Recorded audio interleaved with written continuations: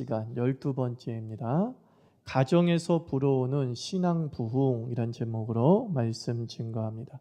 가정에서 불어오는 신앙 부흥. 이스라엘은 건국 후에 사울 왕, 다윗 왕, 솔로몬 왕을 거쳐서 르호보암 왕 시기에 북방 이스라엘과 남방 유다로 분단되게 됩니다. 북방 이스라엘은 10지파로 구성되었고 주전 722년에 아수르에 의해서 패망하게 되죠. 그리고 남방 유다는 유다 지파와 베냐민 두 개의 지파로 구성되었고 주전 722년, 주전 586년 바벨론에 의해서 이제 패망해서 바벨론의 포로로 끌려가게 됩니다. 근데 이 포로로 끌려간 이스라엘 백성은 고레스 왕의 칙령에 의해서 포로 생활 70년 만에 예루살렘으로 돌아오게 되죠. 이 70년 뒤의 기한은 하나님께서 예레미야 선지자를 통해서 예언한 말씀의 성취였습니다. 너희는 70년 뒤에 다시 이곳으로 돌아오리라 라고 하는 말씀이 성취되었습니다. 이제 포로 생활에서 예루살렘으로 귀환한 이스라엘 백성은 이스라엘의 패망이 여호와의 신앙을 떠나고 또 율법을 무시한 결과임을 뼈저리게 깨닫게 되었습니다. 그래서 수르바벨, 느헤미야, 에스라, 스가랴 같은 지도자들의 어떤 격려와 그리고 지도를 통해서 무너진 예루살렘 성벽을 재건하고 그리고 폐허가 된 솔로몬 성전을 재건하기 시작합니다. 이 성전을 재건하는 과정은 매우 감격스러웠습니다. 그리고 그 성전이 재건한 뒤에는 이스라엘 민족이 그 성전에 임할 하나님의 영광을 기대하고 흥분했습니다. 그리고 이제 곧 이스라엘의 중흥이 일어날 것이라고 하는 강한 기대감에 사로잡히게 되죠. 하지만 시간이 좀 흘러가면서 이스라엘 백성의 삶에 별반 나아질 것이 없는 것이죠. 이스라엘의 국가가 세워질 것 같았는데 세워지지도 아니하고 그리고 예루살렘으로 중심해서 강력한 어떤 경제적 부흥이나 아니면은 정치적인 부흥이 일어날 줄 알았는데 전혀 그런 것이 일어나지 않게 됩니다. 그러자 감격이 점점 무디어져 가는 거죠. 그리고 신앙이 매너리즘에 빠지면서 한낱 종교성만 남아있는 신앙 껍데기가 돼버리고 말죠. 이 제사장들은 하나님에 대한 경외심을 상실해서 정말 썩은 제물을 드리고 그리고 좋은 것은 자기가 취하는 아주 부패한 제사장이 돼버리고 말았고 또 백성들도 마찬가지죠. 성전의 제의를 중요시 여기지 아니하고 그리고 율법 준수의 열정이 냉랭해졌어요. 율법을 준수해봤자 성전 제의를 열심히 참석해봤자 도대체 이스라엘 민족이 국가를 재건하는 일에 별반 도움이 되지 않아 라고 하는 냉소주의가 이 백성 전체에 퍼져나갔습니다. 이때 등장한 선지자가 누구라고 했어요? 말라기 선지자였다고 했죠. 이때 등장한 선지자, 실망 때문에 열정이 식은 냉소주의자가 된 백성들을 향해 등장한 선지자가 말라기죠.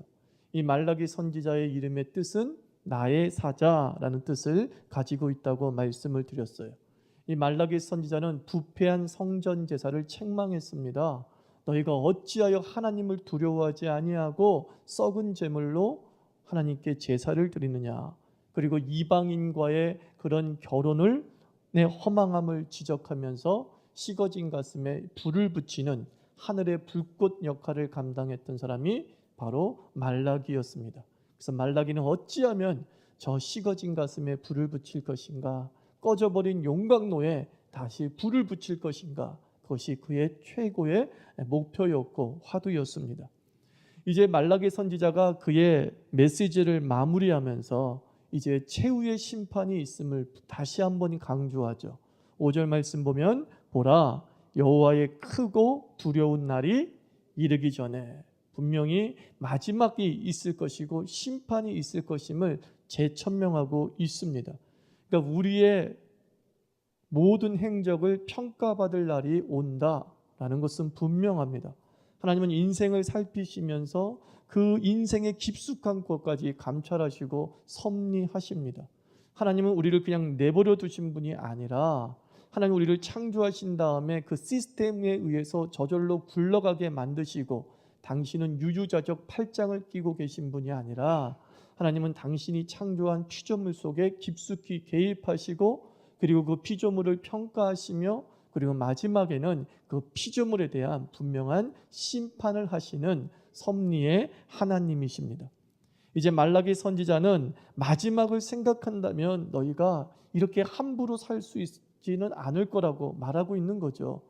정말 이 땅이 전부가 아니라 이 땅이 끝나고 난 뒤에 하나님이 우리를 평가하신다는 것을 안다면 이렇게 냉소주의적이고 그리고 무관심하게 신앙생활을 하지 않을 거라는 겁니다.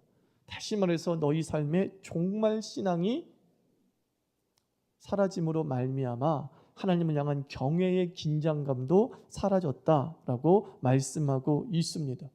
우리가 한낱 살아야 이 땅에서 80년 삽니다. 길어야 90년을 사는 것이 이 땅의 삶이 전부인데 마치 이 80년, 90년 사는 것이 전부라고 우리가 착각하게 되면은 나도 모르게 망령된 삶을 사는 것이죠.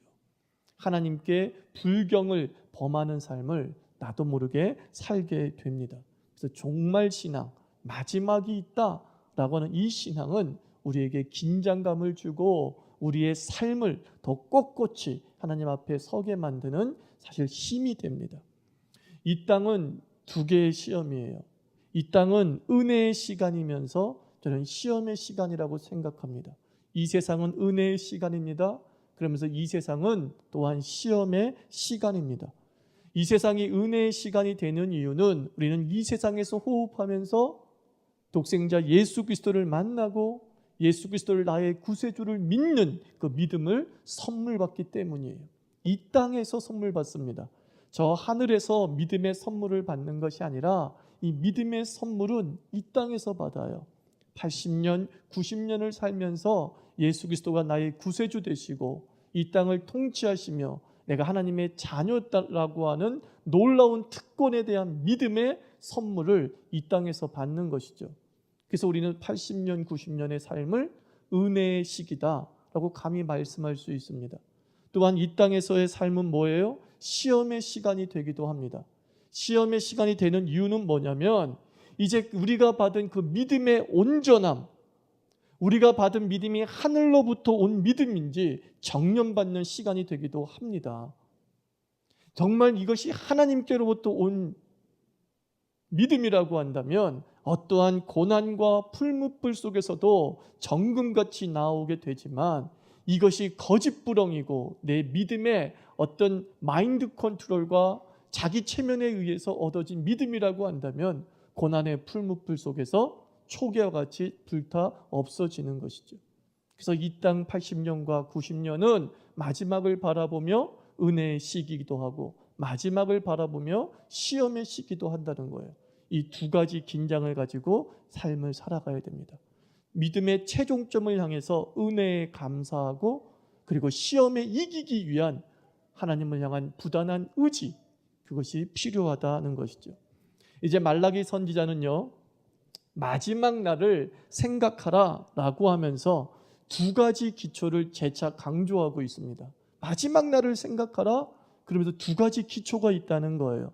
그게 뭐냐면은 첫째가 기초신앙이고 두 번째가 기초생활이에요. 마지막을 기다리고 마지막을 바라보며 사는 사람은 엉뚱한 것에 힘을 낭비하는 것이 아니라 기초에 힘을 집중하는 거예요. 기초신앙과 기초생활이라고 하는 기초만 제대로 붙잡고 있어도 우리는 마지막에 바람에 날아가지 아니하는 석 위에 세운 집을 지을 수 있게 되는 것입니다. 그래서 4절 말씀 보십시오. 너희는 내가 호렙에서 온 이스라엘을 위하여 내 종 모세에게 명령한 법 곧 율례와 법도를 기억하라 라고 말씀하고 있습니다. 그러니까 말라기 선지자는요, 예언자랍시고 새로운 말씀, 신선한 말씀, 획기적인 말씀, 자기만 받은 말씀, 그것을 강조하지 않았어요.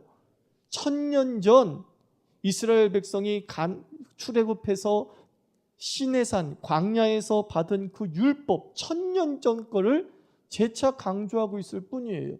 내가 하나님께 무릎 꿇고 기도했더니만 이 메시지를 받았어 라고 하는 새로운 계시를 강조하고 있는 것이 아니라 이스라엘 백성에게 너희가 마지막을 바라봐야 되는데 그 마지막을 바라보는 것의 가장 핵심이 무엇이냐? 너희는 1000년 전에 받은 율례와 법도를 지키라는 거예요. 그것만 제대로 지켜도 우리는 정금같이 나아오는 그리스도인이 될 수 있음을 말씀하고 있어요. 십계명과 제사법으로 율법을 요약할 수 있지 않습니까? 십계명과 제사법, 한마디로 율법은 뭐예요? 하나님께서 이스라엘의 신앙과 삶의 규범으로 주신 것입니다. 너희가 선택된 백성이니, 너희가 하나님의 백성이니, 그러면 이렇게 사는 것이 옳아 라고 우리에게 주신 규범이 율법이에요. 이렇게 믿고 이렇게 살아. 그게 뭐예요? 율법이에요. 이렇게 믿고 이렇게 살아. 하나님께서 그 율법을 주시면서 자기의 백성 이스라엘에게 뭐라고 말씀하세요? 내가 거룩하니 너희도 거룩하라. 율법이 거룩해지는 안내서인 겁니다. 하나님을 닮아가고 싶어요? 그러면 어떻게 닮아가야 되느냐? 율법에 기록된 말씀대로 살아가면 우리는 하나님을 닮아가는 삶을 사는 거죠.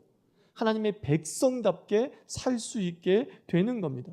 그러니까 이 율법에 더할 필요도 없고 이 율법에 뺄 필요도 없는 거예요. 그들이 그대로만 온전히 순종한다면 이스라엘은 주변 국가가 부러워할 영광스러운 국가가 될 수 있었습니다. 근데 이스라엘은 그 율법의 최종 목적지대로 달려가지 못했어요. 이스라엘은 나락으로 떨어졌어요. 추락했어요. 패망했어요. 다른 민족에게 짓밟히는 모욕을 느꼈어요. 정치력이 부재했기 때문이에요? 군사력이 부재했기 때문이에요? 시스템의 문제이기 때문이에요? 아니죠. 선지자들이 말하는 핵심이 뭐예요? 모든 추락의 원인은 너희가 신앙이 흔들렸기 때문이다. 그거잖아요. 너희가 여호와 신앙을 떠났도다. 너희가 율법과 규례를 어겼도다. 그게 선지자들의 핵심 메시지예요. 너희들이 다른 민족에게 심판을 받고 그리고 정말 부끄러운 민족이 되었던 것은 너희들이 뭘 안 했다는 거예요. 기초 중에 기초인 신앙의 핵심, 신앙에 힘을 다하지 않았다는 겁니다. 기초 신앙이 흔들리자 정치력이 아무리 강한들 소용없고 군사력이 아무리 강한들 소용없게 되었음을 이스라엘 민족이 증명하고 있습니다. 그러니까 우리가 기초 신앙이 튼튼해야 돼요. 기초 신앙이 튼튼해야 돼요. 이스라엘의 역사를 보면 이스라엘 민족은요 기초 신앙을 못마땅하게 여겼어요. 율법을 지키고 여호와를 사랑하는 것이 못마땅했어요. 별 실효성이 없는 것 같고 그리고 섬기는 그 방법이 그렇게 매력적이지 않는 거죠. 그래서 그들은 늘 가나안 민족의 종교에 기웃거렸어요. 주변 국가의 종교에 기웃거렸어요. 그들의 제사법은 화려하고 멋져요. 뭔가 되는 것 같아. 뭔가 믿는 것 같아. 뭔가 효과가 있는 것 같아. 그래서 그들은요 율례를 따르지 아니하고 여호와 신앙을 따르지 아니하고 십계명을 섬기지 아니하고 이웃 종교에 기웃거렸어요. 이웃 종교. 그게 이스라엘의 비극 중에 하나예요. 기웃거림. 기초를 버리고 신앙의 기초를 버리고 그냥 꽃과 같은 것에 매달렸다는 것입니다. 여러분 장미꽃을 뿌리에서 꺾어서 한번 탁 꽂아보세요. 어떻습니까? 이내 시들어 버리거든요. 그것이 이스라엘의 삶이었다는 겁니다. 뿌리가 없는 채로 꽃의 화려함만을 보면서 기웃거렸어요. 초대교회에 문제가 생겼습니다. 그러자 사도들이 선택한 방법이 무엇이었습니까? 기초로 돌아가지 아니었습니까? 우리가 말씀과 기도에 전무하리라. 그것이 사도의 기초 사명이고 기초 신앙이잖아요. 그들이 기초로 다시 돌아갔을 때 이스라엘의 초대교회의 모든 갈등이 해소되었음을 성경은 분명히 말씀하고 있어요. 바울도 아테네에서 철학적 변증으로 복음을 전한 것 같습니다. 그의 온 지성과 배움을 동원해서 복음을 화려하게 전했어요. 아테네 사람들은 새로운 것을 듣는 것을 좋아하는 사람이라 그랬어요. 그래서 그 사람에게 정말 새로운 것을 전한다는 마음으로 철학적 온갖 변증 방법으로 복음을 전했던 것 같습니다. 그리고 그 아테네 사람들은 그런 말의 유의를 즐겼던 것이죠. 근데 사도행전 15장을 보면 그 결과는 어땠느냐? 매우 냉담했다는 거예요. 그렇게 화려하게 복음을 전했는데도 그 배움의 끈이 긴 바울의 모든 지성을 동원했음에도 불구하고 결과는 냉담했어요. 그리고 그 다음에 고린도 지역으로 전도를 가죠. 그 고린도 지역에서 전도를 하면서 고린도 전서 1장 17절에서 바울이 이렇게 얘기한다고요. 그리스도께서 나를 보내심은 세례를 붓게 하려 하심이 아니요 오직 복음을 전케 하려 하심이니 말의 지혜로 하지 아니함은 그리스도의 십자가가 헛되지 않게 하려 함이라 그랬어요. 고린도 지역에 복음을 전하면서 결심했어요. 이제 말의 지혜로 안 할래. 아덴에서 깨달았다는 거죠. 그리고 기초 복음, 원색 복음으로 돌아온 거예요. 화려하게 수사하고 여러 가지 말을 집어넣는다고 되는 게 아니구나. 예수 그리스도께서 십자가에 못 박혀 죽으셨고 그 예수께서 3일 만에 부활하셨으며 우리의 구세주가 되었다는 너무나 간단 명료한 이 기초복음, 이것이 우리를 살리는구나. 다시 원색으로 돌아가고 뿌리로 돌아가고 근본으로 돌아간 것이죠. 이게 바울 사역의 힘이었어요. 바울이 많이 배운 게 그의 힘이 아니라 하나님은 아덴에서 그가 많이 배운 것은 아무 의미 없다는 좌절을 심어주는 것이죠. 그리고 너는 원색 복음으로 돌아가라는 거예요. 이 복음에는 능력이 나타나서 말씀하잖아요. 이 복음에는, 이 기초 복음에는 능력이 나타나서 헬라인이나 자주자나 유대인이나 그 어떤 자도 다 구원에 이르게 하는도다 라고 했어요. 말의 유의가 아니라 철학적 변증이 아니라 기초 신앙에 대한 확신이 중요함을 바울이 깨달은 것이죠. 여러분, 요즘 조국교회에 그 신사도 운동이 기승을 부리고 있지 않습니까? 예언한다, 금가루가 내렸다, 천국을 체험했다, 이런 게 지금 조국교회에 기승을 부리고 있습니다. 매력적입니다. 뭔가 믿는 것 같잖아요. 예배드리러 왔는데 금가루가 떨어져요. 정말 바구니 갖고 와서 다 받아내면은 진짜 다들 부자 될 텐데 이상하게 또 그건 또 예배당을 떠나면 없어진대요. 손에 분명히 금가루가 묻었는데 그래요. 또 기도해 준다고 하면서 그 사람에 대한 예언을 해줍니다. 당신은 어쩌고 저쩌고 저쩌고 저쩌고. 그 얘기 듣고 아멘 아멘 합니다. 당시 이스라엘 민족의 주변 국가와 가나안 민족의 종교처럼 화려한 모습으로 우리에게 다가오죠. 그때 우리는 기웃거리게 되는 겁니다. 그때 말라기 선지자의 말씀을 기억하라고요. 너희는 율법을 기억하라. 말씀을 기억하라. 그리고 그 말씀에 순종하라 라는 것입니다. 기웃거리지 말라는 거죠. 바울이 원색 복음에 빠져 있을 때 또 바울의 복음을 받아들인 많은 그리스도인들이 기웃거렸어요. 영지주의, 율법주의 등 여러 사조의 마음이 끌려서 흔들렸어요. 그때 바울이 뭐라고 얘기합니까? 다시 기초를 천명합니다. 다른 복음을 전하지 않겠노라. 첨가하지 않겠다는 거예요. 영지주의를 좀 첨가하면 그럴싸하잖아요. 구원파가 영지주의예요, 여러분. 2000년 전에 영지주의라고 생각하면 돼요. 율법주의 그럴싸하잖아요. 너 1000번을 절해봐. 그러면은 하나님이 하늘문을 열어줘. 1000번을 할 수 있을 것 같잖아요. 그럴싸하잖아요. 많은 그리스도인들이 그럴싸한 것에 귀를 기울이면서 오직 믿음으로라고 하는 기초를 잃어버리고 있을 때에 바울은 다른 복음을 전하지 않겠노라 라고 다시 한번 천명하는 것입니다. 여러분들 기웃거리지 마십시오. 신앙이 흔들릴 때 그 신앙을 다시 바로잡는 방법은 화려한 것을, 새로운 것을 찾아 나서는 것이 아닙니다. 기초로 돌아가는 거예요. 원색 복음으로 돌아가는 거예요. 세상과 나는 간 것 없고 오직 주 예수만 내와 나 사이에 존재하게 하는 그 신앙의 첫사랑으로 돌아가는 것이죠. 거기를 매진하게 될 때에 우리는 어느 순간 그 신앙의 회의와 낙담을 벗어나서 다시 한번 확신 가운데 하나님 앞에 서게 될 줄 믿습니다. 냉소와 열정이 식은 자에게 말라기 선지자는 화려한 방법, 자극적인 방법을 얘기하지 아니하고 천년 전 기초로 돌아가 율례와 법도를 기억해. 거기에 너희들의 답이 있어 라고 말씀합니다. 바울은 말씀과 기도로 우리가 거룩해진다고 했습니다. 말씀과 기도의 기초 공사가 튼튼해야 되겠죠. 사람들이 신앙이 성장하기 원해요. 그때 우리가 할 수 있는 유일한 답은 이거예요. 말씀 묵상하세요. 기도하세요. 근데 그 말씀 묵상과 기도가 얼마나 지루합니까? 그죠? 이것처럼 지루한 게 없어요. 당장 효과가 안 나타나잖아요. 그죠? 당장 효과가 안 나타나. 안 믿는 것 같은 거야.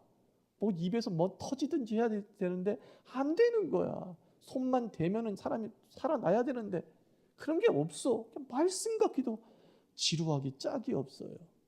그럴 때마다 여러분들 그 아르키메데스 예화를 기억하세요. 수학을 왕에게 가르쳤을 때에 야 이거 빠르게 배우는 길 없냐고. 그때는 배움에는 뭐가 없어요? 왕도가 없습니다. 그럼 신앙 성장에도 사실 왕도가 없는 거예요. 지름길은 사실 하나님이 주신 길이 아닙니다. 하나님은 우리에게 넓은 길을 주신 게 아니라 좁은 길을 주셨죠. 근데 바로 그 좁은 길이 바른 길인데 좀 귀찮고 지루해요. 그러나 그 귀찮고 지루한 순간을 견뎌내면 폭발하게 되는 거죠. 어느 순간 폭발하는 거예요. 폭발하는 거. 그 폭발할 때까지가 힘든 겁니다. 그걸 물리학에서는 임계질량이라고 하죠. 백이 채워져야지만이 폭탄이 터져요. 그런데 99까지는 안 터진다니까요. 아무렇지도 않아요. 1부터 99까지는요. 어떤 차이도 없어요. 어떤 물리적 화학적 변화도 없어요. 희한해요. 99까지 채웠는데도. 근데 1을 채우는 그 순간 달라져 버리는 거예요. 여러분 어떤 사람과 자기의 삶을 비교했을 때에 똑같다고 보지 마십시오. 그 사람은 1 상태이고 여러분은 99 상태일 수 있어요. 근데 우리는 내가 99 상태인 줄 모르고 1의 상태를 보면서 화가 나는 거죠. 난 뭐지? 난 정말 기도하고 애썼는데 뭐지? 저 1의 상태와 다를 게 하나도 없네? 아니에요. 여러분 99예요. 99라는 것을 믿으십시오. 거기서 우리가 한 번 더 무릎 꿇고 거기서 더 한 번 더 믿음의 말씀을 한 장 넘길 때 폭발하게 될 줄 믿습니다. 기초는 그런 거예요, 여러분들. 기초는 그런 거예요. 차이니즈 뱀부라고 하는 나무가 있잖아요. 중국 대나무. 중국 대나무는 씨가 떨어져서 7년, 8년 동안 자라질 않아요. 그냥 죽순 조금 나와 있어요. 그리고 7년, 8년째 되는 날 무려 11m가 자랍니다. 단 1년 만에. 밑으로 기초를 뿌리 깊이 내리니까 믿음의 기초를 깊이 내려서 자양분을 뿌리에 완전히 머금고 있으니까 이제 내 때다 싶을 때엔 폭발적으로 하늘을 향해서 11m까지 자라버리는 거예요. 저는 여러분들이 중국 대나무인 줄 믿습니다. 뿌리와 기초예요. 기초에 많은 정성을 쏟아야 돼요. 그게 바로 말씀과 기도입니다. 그리고 또 하나의 기초가 뭐겠어요? 이 말씀과 기도가 어우러진 예배. 예배가 기초입니다. 예배가 기초예요. 예배 잘 드리는 사람이 기초 신앙이 제대로 된 사람입니다. 저는 어떤 사람이 이렇게 얘기해요. 우리 교회는 성경 공부가 없어요. 저의 철학이 뭔지 아십니까? 목회 철학이?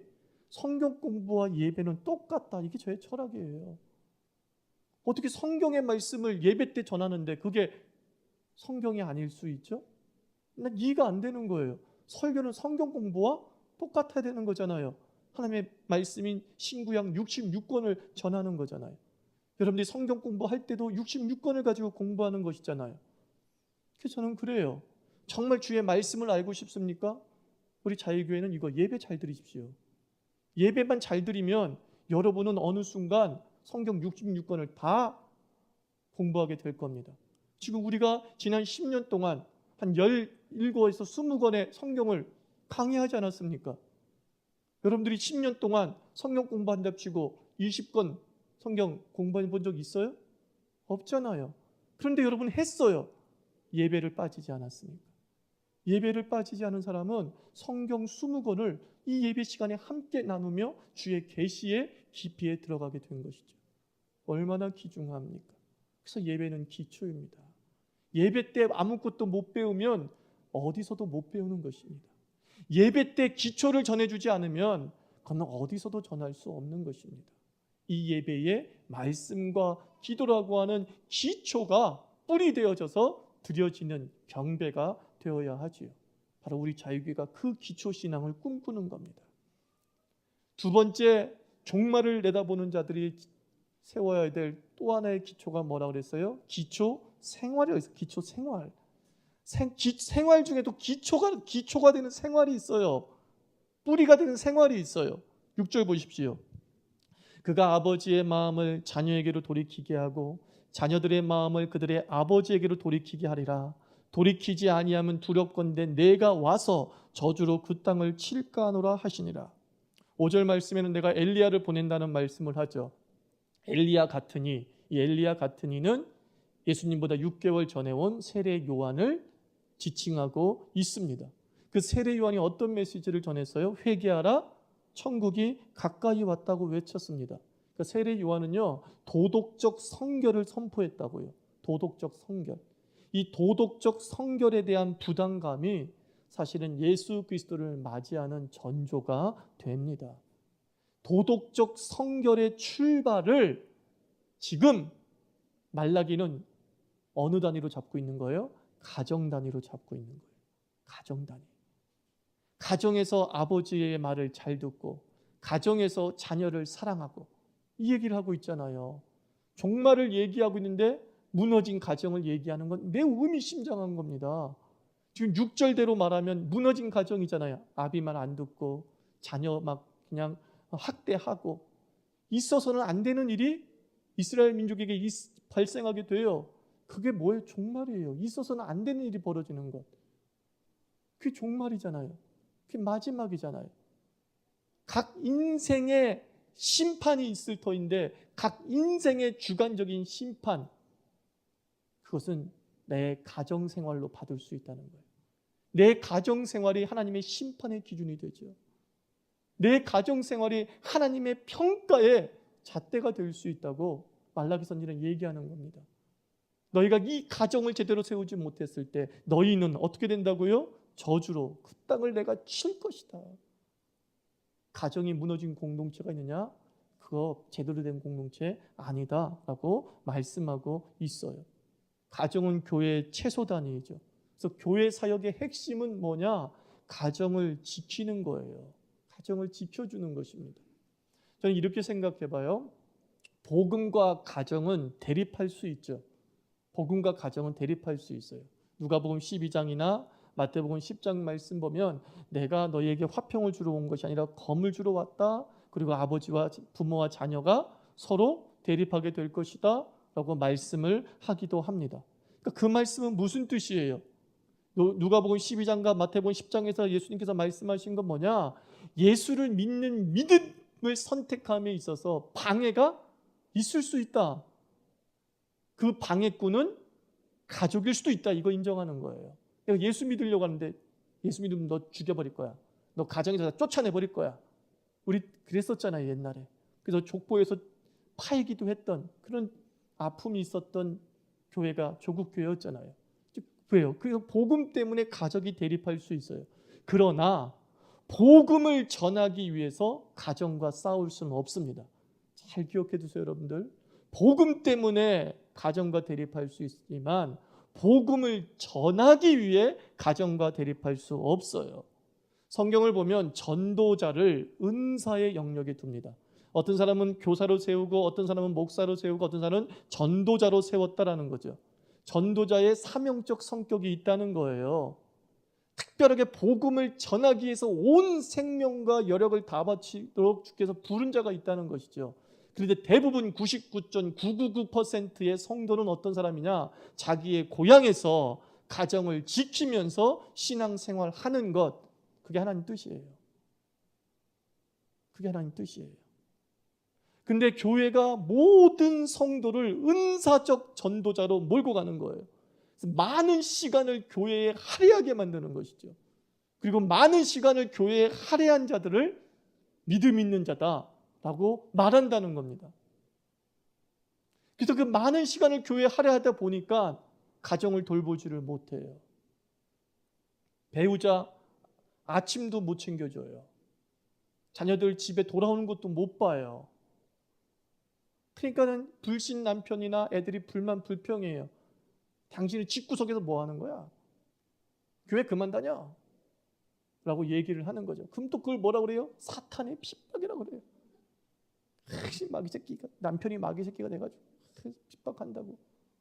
근데 저는 그게 아니라고 봐요. 아니에요.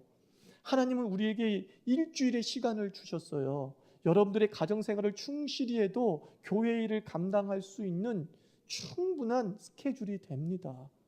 특별히 우리 자유계는 더 그렇죠. 우리 자유계에서 뭐 때문에 여러분을 부릅니까? 안 불러요. 왜 안 부르는지 아십니까? 성경적 목회를 하는 거예요. 가정을 지켜줘야 돼요. 진심이에요. 가정을 지켜줘야 돼요. 근데 여러분들은 이 여러 가지 명목으로 동원 목회를 하면은, 성도를 많이 동원시키는 동원 목회를 하면 저 자신은 좋죠. 목사 자신은 굉장히 이름이 날려져치죠. 그러나 결국은 가정이 무너지는 모습. 지금 신천지를 보십시오. 지금 구원파를 보십시오. 가정이 붕괴돼요. 왜 그런 줄 아세요? 그 가정은 마귀 가정이라고 하면서 계속 자신의 공동체 예배나 집회와 훈련과 그리고 각종 선교 모임에 불러내는 거예요. 일주일 내내 불러내요. 일주일 내내. 그래서 가정이 붕괴되죠. 가정이 무너지고 마는 것이죠. 근데 하나님은 말씀합니다. 가정이 신앙의 기초다. 가정 온전히 지키는 게 신앙이다. 이렇게 말씀하고 있습니다. 너희가 정말 예수 그리스도를 덧입은 자라고 한다면 가정을 지켜라. 오늘 새벽에도 베드로전서 2장 묵상하지 않았습니까? 사랑하는 부녀자들아, 너희가 순종과 아름다움과 온유함으로 화장하고 배우자에게 아름다운 모습으로, 아름다운 행실로 너희가 다가서라. 그것이 가정을 지키고 불신자를 전도하는 더 효율적인 방법이다 라고 하나님께서 말씀하지 않으셨습니까? 가정을 지켜나가야 돼요. 교회는 교회의 기초단인 가정을 지켜줘야 되고, 여러분 한 사람 한 사람도 그 가정의 행복도를 증가시키는 게 진짜 믿음인 것입니다. 내가 예수 믿음으로 말미암아 부부관계가 더 좋아지고, 내가 예수 믿음으로 말미암아 자녀들과의 관계가 더 좋아지고, 내가 예수 믿음으로 말미암아 형제간의 관계가 더 좋아졌다면 잘 믿은 거죠.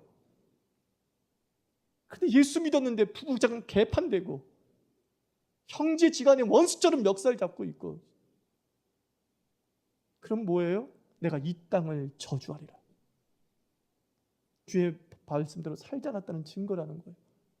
주의 율례와 법도에는 가정을, 믿음의 가장 기초단위인 가정을 온전히 세우게 함에 있는데, 가정이 무너졌다는 건 곧 뭘 안 지켰다는 거예요? 주의 율례와 주범을, 법도를 지키지 않았다는 뜻이 되는 거예요. 주의 말씀을 온전히 지키면 가정은 무너질 수 없어요. 가정은 세워지게 되고 하나님의 나라가 그 땅에, 가정에 이루어지게 되고 작은 천국이 각 가정에 성취되어지는 겁니다. 말씀대로 정말 살았다면, 정말 하나님의 뜻대로 살았다면 가정은 무너질 수 없는 것이죠. 가정은 붕괴될 수 없는 것이죠. 그러므로 여러분들, 여러분의 가정을 위해서 많이 기도하시기 바랍니다. 부부관계를 위해서 기도하십시오. 부자관계를 위해서 기도하십시오. 형제관계를 위해서 기도하십시오. 이 세 가지 삼위일체의 가정의 끈들이 견고하게 서게 될 때에 우리는 믿음의 집을 온전히 세우고 하나님 나라를 확장하는 일에 쓰임받는 귀한 명문 가문 될 줄 믿습니다. 말씀을 맺습니다. 여러분, 마지막이 가까울수록, 그리고 신앙의 깊이가 더해지기를 소망할수록 어디로 돌아가라고요? 기초로 돌아가십시오. 기초 신앙을 더 튼튼히 하시고, 그리고 기초 생활에 더 많은 관심을 쏟게 되는 것, 그게 교회의 덕이에요. 그게 교회에 도리어 도와주는 거예요. 그게 바로 자유교회가 소문나서 많은 이들을 살리는 방주 역할을 감당하는 교회가 되게 할 줄 믿습니다. 기도합시다. 하나님 아버지, 우리 몸된 교회를 지키시고 보호해 주시고, 특별히 아버지 원색 복음 그리고 말씀과 기도와 예배라는 기초 경건 훈련을 게을리하지 않는 교회 되게 주시옵소서. 우리 가정을 지켜 주시옵시사. 말씀의 순종이 가정에서부터 먼저 일어나게 하시옵소서. 기도하겠습니다.